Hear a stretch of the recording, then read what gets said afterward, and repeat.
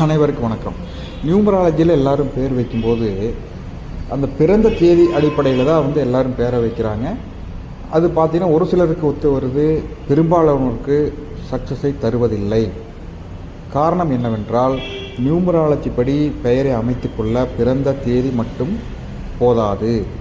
பிறந்த தேதியுடன் ஹீப்ரு அடிப்படையிலான பிரமிட் எண்கள் அடிப்படையிலும் பிறந்த தேதியோடு அந்த எண்ணும் ஒத்துப்போக வேண்டும். அப்பொழுதுதான் 100% சக்ஸஸை நியூமராலஜியில் வைக்கப்படும் பெயர்கள் பெறுகின்றன.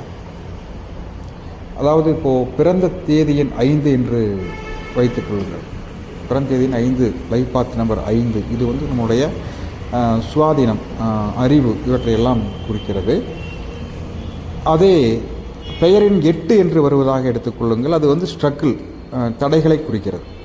இப்போ இந்த 5ம் 8ம் சேரும் பொழுது வாழ்க்கையில் அவ்வப்பொழுது ஸ்ட்ரகிளை சந்திக்க வேண்டியதாக இருக்குது. படிப்படியான முன்னேற்றங்கள் தான் கிடைக்கும். ஆனால் வெற்றி உறுதி, ஆனால் படிப்படியான முன்னேற்றங்கள் தான் கிடைக்கும்.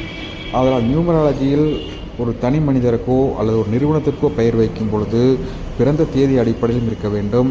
ஹீப்ரு அடிப்படையிலான அந்த பிரமிட் எண்கள் வரிசையிலும் பிறந்த தேதியோடு ஒத்துப்போகுமாறு வைத்தால் 100% சக்ஸஸை கொடுக்கலாம்.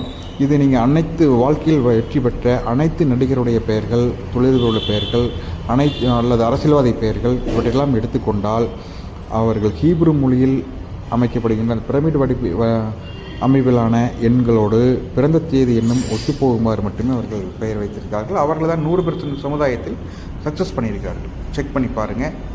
டவுட்னா கேளுங்க.